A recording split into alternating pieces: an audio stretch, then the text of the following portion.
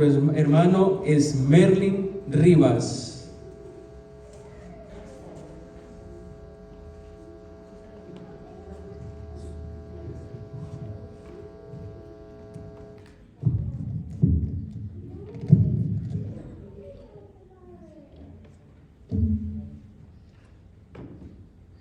Bien, hermanos, buenas noches para cada uno de ustedes. Amén.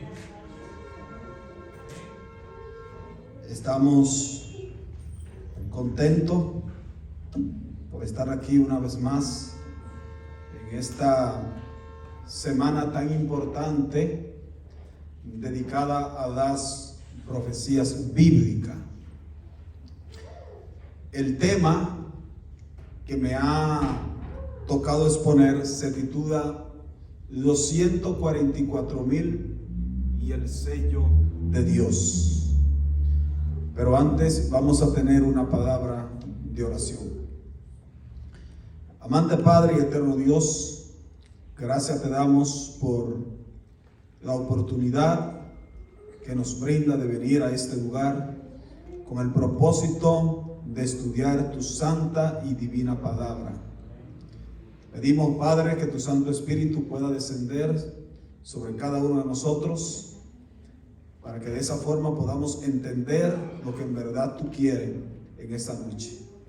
Todo esto te lo pedimos en el nombre de Jesús. Amén. Amén.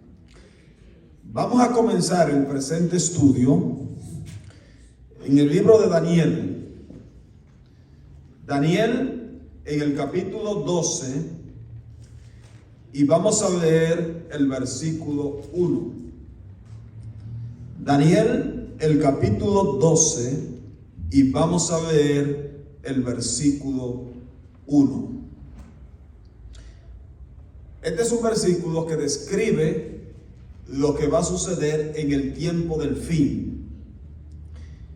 Dice aquí: en aquel tiempo se levantará Miguel, el gran príncipe que está de parte de los hijos de tu pueblo, y será tiempo de angustia cual nunca fue desde que hubo gente hasta entonces.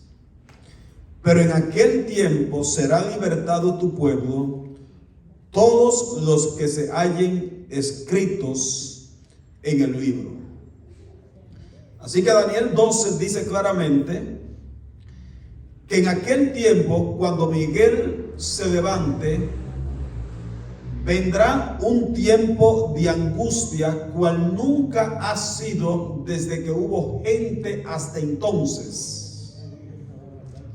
Pero que el pueblo de Dios va a ser librado de esa angustia que va a venir al final del mundo. Ahora, es interesante observar que tanto la Biblia como el Espíritu de Profecía nos informan de que en los últimos días vamos a tener que enfrentar dos tiempos de angustia. En primer lugar, tenemos un tiempo de angustia previo, o el pequeño tiempo de angustia. Ese tiempo de angustia se realiza mientras Jesús todavía está intercediendo en el santuario celestial. Hay muchas personas que creen, y yo estoy de acuerdo con esto, que ese tiempo de angustia, ese corto periodo, inicia una vez se proclame la ley dominical en este país de los Estados Unidos de Norteamérica. Y el segundo tiempo de angustia se le conoce como el tiempo de angustia de Jacob, que ocurre después que Jesús termina su obra como sumo sacerdote en el santuario celestial. Ahora, el tiempo de angustia que describe Daniel aquí es el tiempo de angustia de Jacob.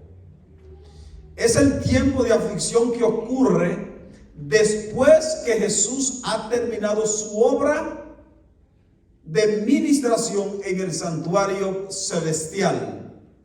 Ustedes dirán, no puede ser. Bueno, Si ustedes notan el texto, Daniel 12:1 dice que es un tiempo de angustia cual nunca se ha visto desde que hubo gente hasta entonces. Ahora noten ustedes en el libro de Jeremías, en el capítulo 30 y el versículo 7, cómo Jeremías expresó este tiempo de angustia. Jeremías en el capítulo 30 y el versículo 7. Dice aquí, hablando Jeremías, cuán grande es aquel día, tanto que no hay otro semejante a él. Es decir, es un tiempo de angustia cual nunca se ha visto. El tiempo de angustia para Jacob, pero de ella será, ¿qué cosa Jacob? Librado. Pregunto, ¿Jacob fue librado de su angustia? Sí. Pregunto, en Daniel 12:1 dice que el pueblo de Dios va a ser librado de la angustia también. Sí. ¿Saben por qué? Jacob es un símbolo del pueblo de Dios, de aquellos que han de vivir antes de la segunda venida de Cristo.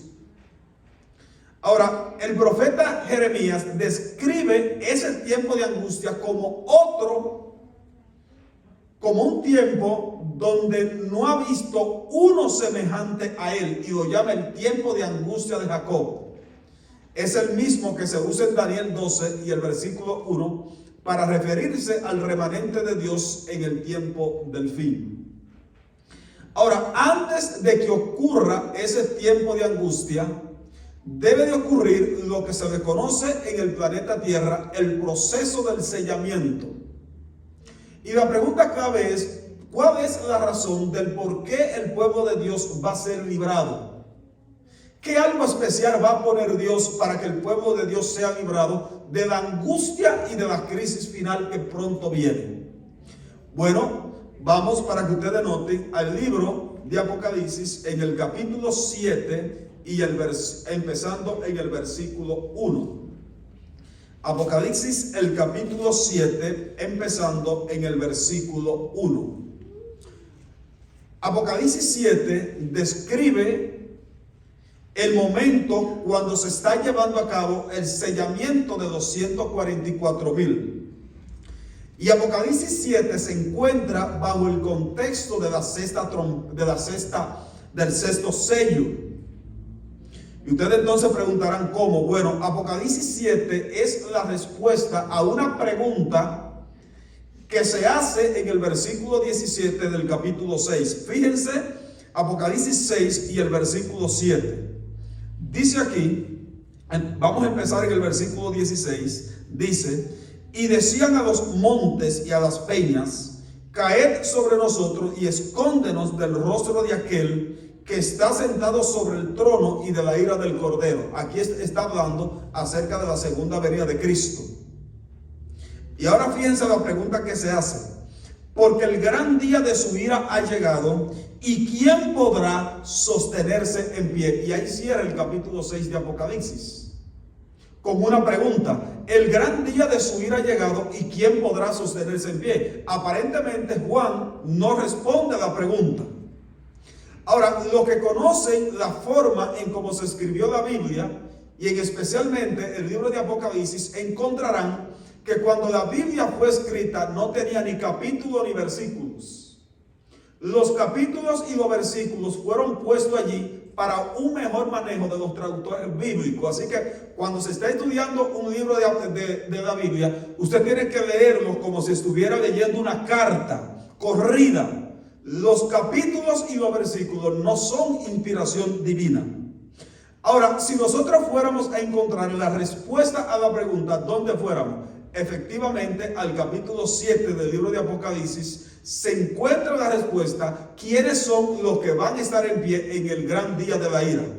Y efectivamente, los 144,000 son aquellos que van a estar en pie justo antes de que Jesús venga en poder y gloria. Por esa razón, en Apocalipsis 14 y el versículo 1 dice: y después de esto miré, y aquí el Cordero estaba en pie, y con él estaban los 144,000. Es decir, si el Cordero está en pie, los 144,000 también están en pie, Y se responde automáticamente a la pregunta, porque el gran día de su ira ha llegado, ¿y quién podrá permanecer en pie? Bueno, los 144,000 es el pueblo que se mantiene en pie justo antes de la segunda venida de nuestro Señor Jesucristo.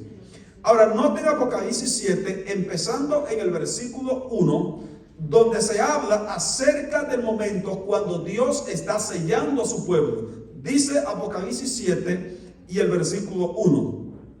Después de esto vi a 4 ángeles en pie sobre los 4 ángulos de la tierra, que detenían los 4 vientos de la tierra para que no soplase viento alguno sobre la tierra, ni sobre el mar, ni sobre ningún árbol. Ahora vamos a detenernos porque para entender los otros 3 versículos que siguen en el capítulo 7 de Apocalipsis, es necesario en primer lugar descifrar el lenguaje simbólico que se usa aquí.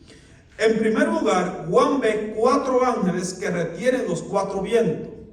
Los 4 ángeles representan la totalidad de los ángeles de Dios, el Espíritu Santo, quien trabaja a través del ministerio de los ángeles. Y ellos están reteniendo los vientos. Los vientos son un símbolo de conquista, luchas, alboroto y todo lo que tenga que ver con el desorden. Así que, de acuerdo a Apocalipsis 7, lo que está diciendo es que el Espíritu de Dios, los ángeles de Dios, están reteniendo a los ángeles malignos y a las pasiones humanas. Y ahora fíjense para qué. Dice, y detenían los 4 vientos de la tierra para que no sople viento alguno, ni sobre la tierra, ni sobre el mar, ni sobre ningún árbol. Ahora, es importante identificar el mar y los árboles. Son 2 cosas totalmente diferentes. Cuando van a Apocalipsis 17 y los versículos 14 y 15, ustedes encontrarán que los mares representan naciones, muchedumbre, lenguas y pueblos. Representan a los moradores de la tierra. Así que la razón número 1 por la cual Dios está reteniendo los 4 vientos es para que no soplen sobre los moradores de la tierra. Y luego dice, ni sobre ningún árbol. Pregunto, ¿quiénes son los árboles aquí? Sí, las personas son los mares. Los árboles representan el pueblo de Dios, los hijos de Dios. ¿No recuerdan ustedes el Salmos 1:3 donde dice que nosotros somos como árboles plantados en la ribera del río? Refiriéndose al pueblo de Dios. Sí, aquí los vientos soplan tanto sobre el mar como sobre los árboles. Y ahora fíjense el por qué Dios está reteniendo los 4 vientos.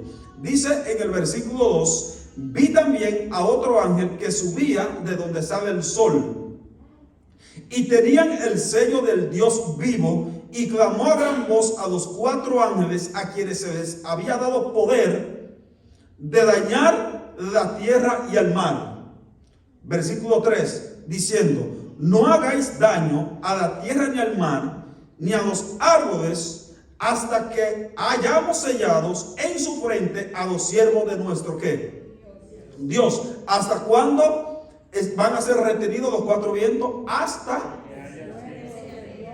que Dios haya sellado en su frente a los siervos de él. Versículo 4. Y ahora miren quiénes son los siervos que van a ser sellados. Y oí el número de los sellados, 144,000 sellados de toda la tribu de los hijos de Israel. Perdón. Es decir, los 144,000 son el grupo de sellados aquí en Apocalipsis 7 y el versículo 4. Ahora, la pregunta clave que podríamos hacernos es, ¿para qué Dios va a sellar a su pueblo si Él conoce quiénes son sus miembros? ¿Para qué Dios va a sellar el remanente antes de que se suelten los 4 vientos, antes de que empiece el tiempo de angustia de Jacob?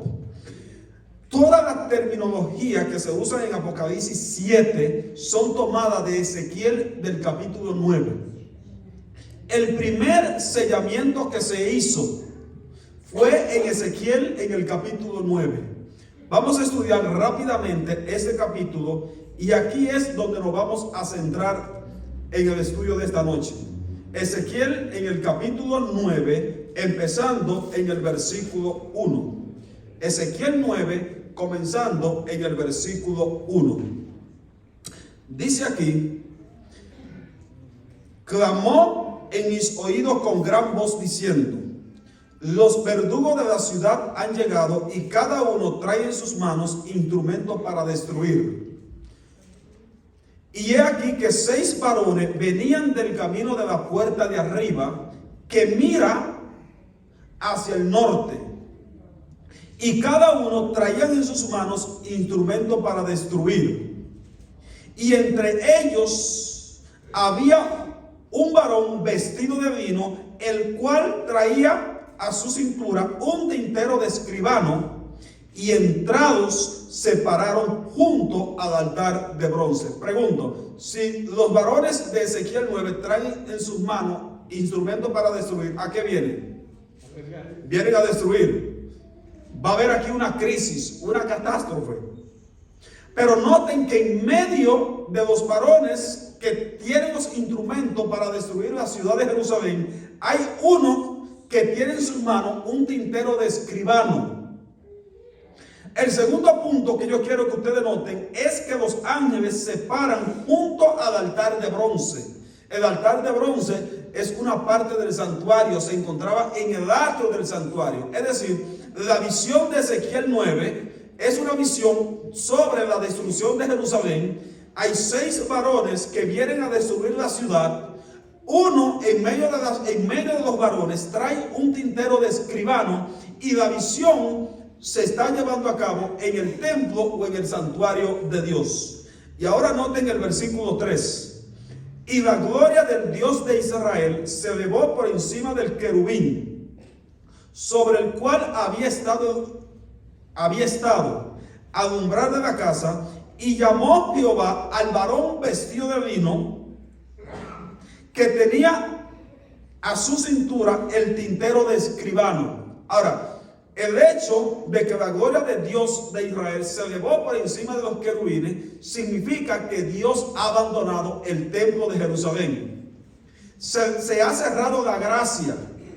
Ya Dios no puede morar en medio de una ciudad apóstata. Israel, en los días cuando Nabucodonosor la llevó cautiva a Babilonia, se había apartado, se había corrompido. Ahora Dios deja la ciudad de Jerusalén y llama de manera especial al ángel que tiene el tintero de escribano. Eso es muy importante. Noten el versículo 4. Y le dijo Jehová: pasad por en medio de la ciudad, por en medio de Jerusalén, y ponles una señal en la frente a los hombres que gimen y claman a causa de las abominaciones que se hacen en medio de ella. ¿Dónde se le pone la señal a los hombres que gimen y claman?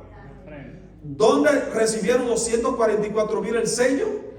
En la frente. Ahora, esto es un dato muy importante, porque más adelante yo les voy a comprobar a ustedes que el conflicto de la destrucción de Jerusalén tenía que ver por violaciones a la ley de Dios, en especialmente el sábado. Ellos estaban violando el sábado, pero había un grupo que estaba guardando el sábado. Así que noten el versículo 5. Y a los otros dijo, oyéndolo yo: pasad por la ciudad en pos de él y matad. No perdone vuestros ojos ni tengáis misericordia. Matad a viejos, jóvenes, vírgenes, niños y mujeres, hasta que no quede ninguno. Pero noten que Dios da la orden, pero hay un grupo que no va a recibir esa matanza, va a ser librado. Dice aquí: pero a todo aquel sobre el cual hubiere señal, no os acercaréis, y comenzaréis por mi santuario. Pregunto, cuando Dios abandonó el templo de Jerusalén, se cierra la gracia para la nación de Jerusalén. Habían 2 grupos. Uno perece y el otro recibe una señal, y como resultado de esa señal, cuando los ángeles vienen a destruir la ciudad, se le dice que no toquen a los hombres que llevaban la señal en la frente. Ahora, fíjense ustedes que Dios aquí le dice a los ángeles: matad a viejos, jóvenes, vírgenes y niños. Posiblemente muchas personas han objetado sobre este texto y han dicho: ¿cómo Dios permite la matanza de los niños si ellos son inocentes? Hay dos razones fundamentales para eso. Número uno, los niños no nacen con pecado, nacen en pecado, nacen con una naturaleza pecaminosa, pero eso no lo hace pecador, no lo hace con pecado. Si la naturaleza pecaminosa te hace a ti con pecado, entonces Jesús no vivió una vida perfecta, sino que también murió con pecado. Ahora, ¿por qué Dios mandó a matar a estos niños? Hay una cita que se encuentra en el libro Eventos de los Últimos Días, donde a la hermana Juárez se le preguntó: ¿qué va a suceder con los niños cuyos padres, cuyos ellos murieron antes de conocer el Evangelio, si no recibieron la luz? Y ella dice: bueno, la razón es que la fe de su padre los cubre.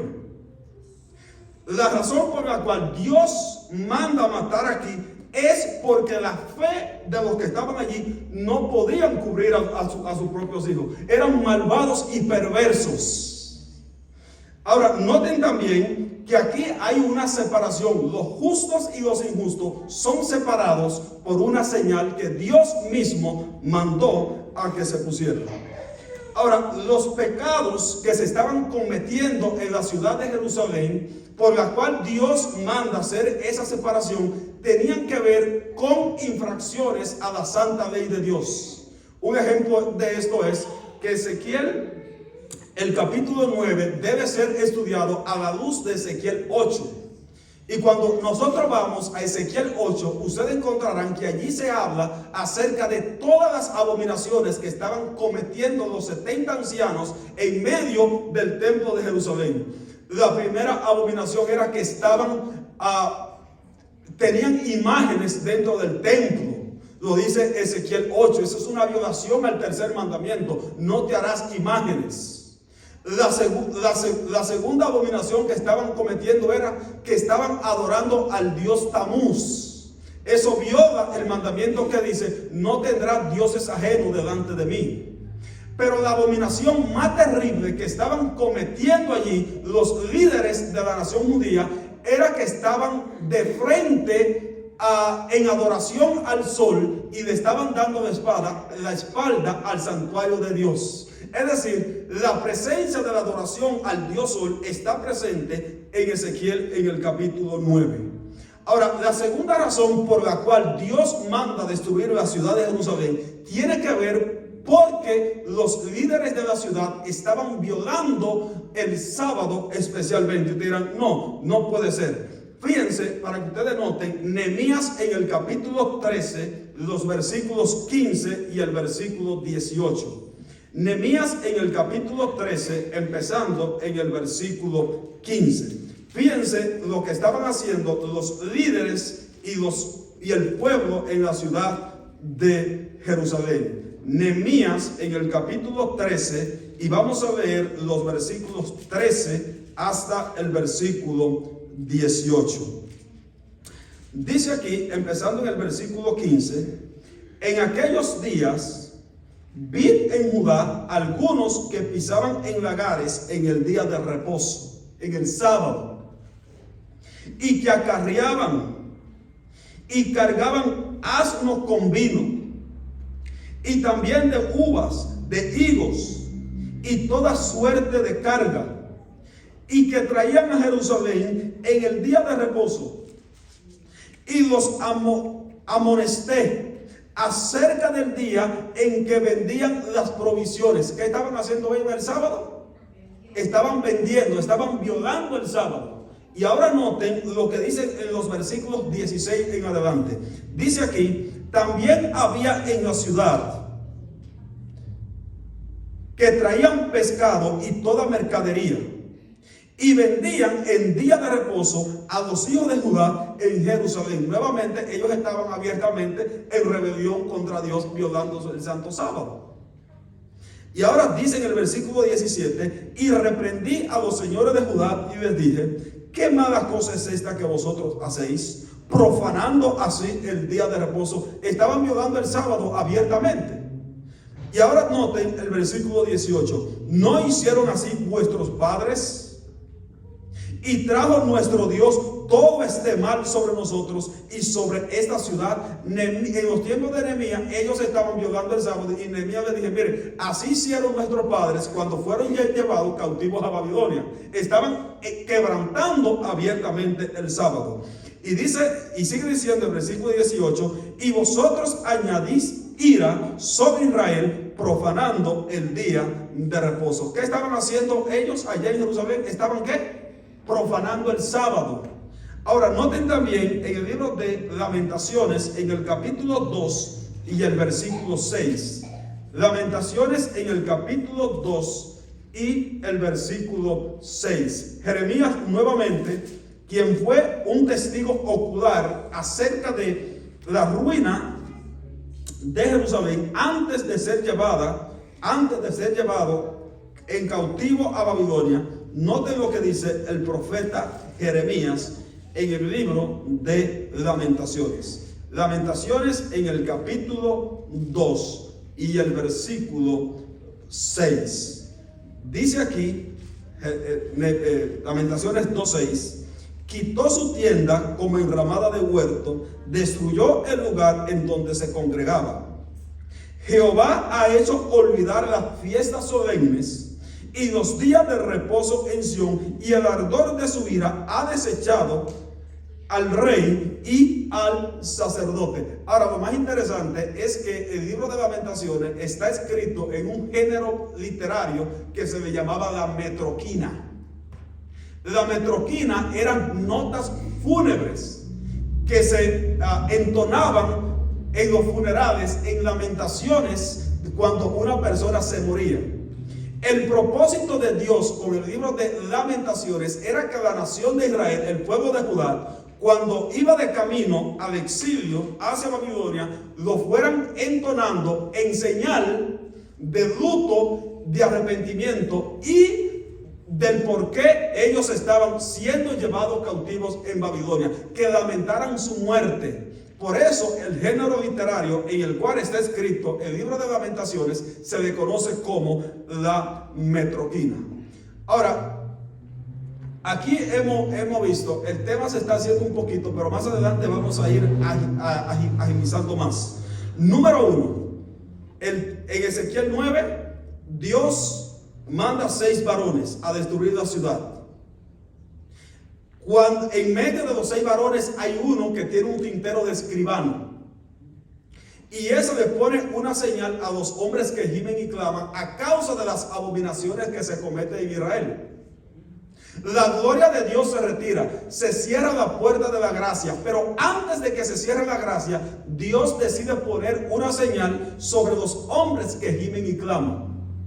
Es el mismo panorama profético que vamos a tener al final del tiempo.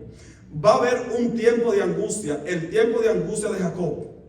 Pero antes que ocurra el tiempo de angustia, Dios va a sellar a su pueblo. La administración de Cristo en el santuario celestial, el Espíritu de Dios se va a retirar sobre los habitantes de la tierra, pero ya el pueblo de Dios va a ser sellado. Ahora yo pregunto, de acuerdo a las perspectivas del libro de Ezequiel, ¿cuál es la señal de Dios? ¿Cuál es la señal de Dios en el libro de Ezequiel? El sábado. Si ustedes notan, Ezequiel 20:20 dice: y les di mi sábado para que fuesen por señal entre mí y vosotros. El conflicto que se presenta en la ciudad de Jerusalén, especialmente en el santuario, tiene que ver por el sábado. Hay un grupo que está violando el sábado, pero los hombres que gimen y claman guardan el sábado y por eso reciben la señal en la frente. Es decir, el sello, la identificación del sello como el sábado proviene del libro de Ezequiel, donde por primera vez se realiza una obra de sellamiento. Ahora, lo más importante de esto es que en la destrucción de Jerusalén, en la primera destrucción, Babilonia es comparada como si fueran águilas. Eso ustedes lo pueden leer, por ejemplo, en Jeremías 4:13. La segunda destrucción de Jerusalén en el año 70 también hubieron presencia de águilas. Por ejemplo, el Imperio Romano tenía en su estandarte la forma de una águila. Cuando ellos lo ponían, era una señal de destrucción. Por esa razón, Jesús en Mateo 24:28 dijo: porque donde esté vuestro cuerpo, allí también estarán las águilas. Al final del tiempo, en el libro de Apocalipsis 8, los versículos 11 en adelante, ustedes encontrarán que hay un ángel que también tiene la señal de las águilas. Las águilas de Babilonia estarán presentes al final, porque el poder que pronto tomará control del mundo, el sistema papal, es una descendencia de lo que fue el imperio romano. Bueno, dicho sea de paso, este país, los Estados Unidos, ¿cuál es la ave que exhibe? ¿Cuál es la ave que ellos tienen como mascota? Es el águila. Es decir, en el conflicto final vamos a tener también la presencia de las águilas. Las águilas de Babilonia no mueren sino hasta que Cristo venga en poder y gloria. Ahora, lo más interesante del asunto es que Elena de White describe la situación de lo que va a suceder en el cielo una vez se termine la obra de sellamiento en la tierra. Noten una cita que encontramos en Eventos de los Últimos Días, en la página 233 y en el párrafo 1. Dice ella: vi ángeles que iban y venían del uno al otro lado del cielo. Un ángel con tintero de escribano en la cintura regresó de la tierra y comunicó a Jesús que había cumplido su encargo, quedando sellados y numerados los santos.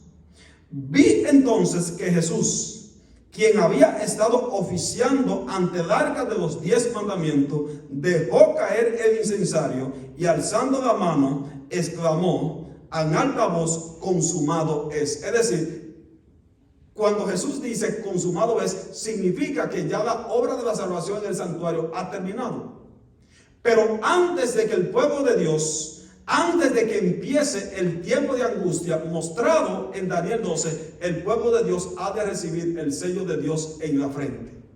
Ahora, podríamos hablar un poco acerca de la preparación del pueblo de Dios para ese evento. ¿Quiénes son los que van a recibir el sello? Hay requisitos que presenta tanto la Biblia como el Espíritu de Profecía de nuestra preparación espiritual. Muchas personas dicen, bueno, todo aquel que guarda el sábado va a recibir el sello. Lamentablemente, ese no es lo que presenta Elena de White. Muchas personas estarán guardando el sábado como lo guardaban los fariseos y van a quedar sin el sello de Dios. Noten una cita que encontramos en Joya de los Testimonios, párrafo 2 y la página 71. Dice la sierva del Señor: el sello de Dios nunca será puesto en la frente de un hombre o una mujer que sean impuros. Nunca será puesto en la frente de seres humanos ambiciosos y amadores del mundo. Nunca serán puestos sobre la frente de hombres y mujeres de corazón falsos y engañosos. Es decir, aquellas personas que andan calumniando en medio del pueblo. Lo que hablamos mentira descaradamente, Dios no va a poner su sello sobre esa gente. Dice ella, todos los que reciban el sello de Dios deberán estar sin mancha delante de Dios y ser candidatos para el cielo. ¿Saben ustedes? Una vez se leyó esta declaración en una iglesia y hubieron hermanos que dijeron: pues aquí nadie va a recibir el sello. La descripción que deben hacer aquí acerca de lo que van a recibir el sello, muchas personas dicen: bueno, pues no hay forma de ser sellado. Eso pasa en otras iglesias, pero aquí estamos trabajando. Todos los que reciban el sello deberán estar sin mancha delante de Dios. Joya de los Testimonios, tomo 2, página 71. Pero hay aún otra cita que se encuentra en Primeros Escritos en la página 71. Dice ella: los que reciban el sello de Dios vivo y sean protegidos del tiempo de angustia deben reflejar plenamente la imagen de Jesús. ¿Saben por qué deben de reflejar? Porque Los 144,000 en Apocalipsis 14 son los que llevan el nombre del Padre y el nombre del Cordero escrito en su frente. El nombre es un símbolo del carácter. Significa que los 144,000 van a manifestar en carne propia el carácter de Cristo. Ahora yo le hago una pregunta. Levante la mano a ver quiénes de los que están aquí han conocido a uno como Cristo. Estamos en el camino luchando. ¿Estamos? En el camino luchando. Muy bien. Pero las siguientes declaraciones que Elena de White hace son un poquito más impactantes. Dice ella: los que venzan al mundo, la carne y al diablo, serán los favorecidos que recibirán el sello del Dios vivo. Los que venzan al mundo, la carne y al diablo. ¿Saben ustedes? Un análisis literario de los escritos de Elena de White indica que tanto la carne, el mundo y el diablo representan una misma cosa. Hay que vencer al diablo. Si usted vence al diablo, vence a la carne y vence al mundo. Si vence al mundo, vence a la carne y vence al diablo. Si vence a la carne, vence al mundo y vence al diablo también. Y si vence al diablo, vence las otras dos cosas. Pero esos son los requisitos que se presentan aquí. Otra cita más que se encuentra en el comentario bíblico adventista, tomo 7, dice: el sello del Dios viviente será colocado sobre los que son semejantes a Cristo en carácter.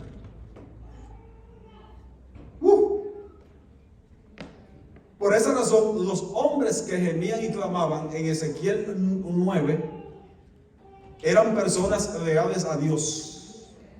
En medio de una apostasía nacional, donde se estaban adorando a dioses falsos, se estaba violando el sábado, ellos decidieron mantener su lealtad a Cristo. Al final del tiempo, eso es lo que Dios está demandando de cada uno de nosotros. Los que reciban el sello de Dios en la frente deben ser candidatos para el cielo. Si nosotros no somos candidatos para el cielo, lamentablemente quedaremos sin el sello de Dios. Inclusive hay una cita que ella tiene en el conflicto de los siglos, donde ella dice: qué desilusión tan grande es saber que no llevamos el sello de Dios en medio del tiempo de angustia. ¿Cómo nos daremos cuenta si llevamos o no llevamos el sello de Dios?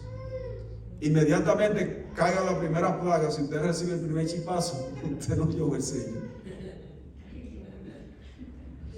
La primera chispa de la plaga que se le pegue, usted no llevó el sello. Porque las plagas caen directamente sobre aquellos que reciben la marca de la bestia. Los que reciben el sello de Dios van a salir intactos de la gran tribulación. Pero no es una tribulación cualquiera, es una super tribulación. Juan en Apocalipsis 3, 7 en adelante le llama la hora de la prueba que ha de venir sobre el mundo entero.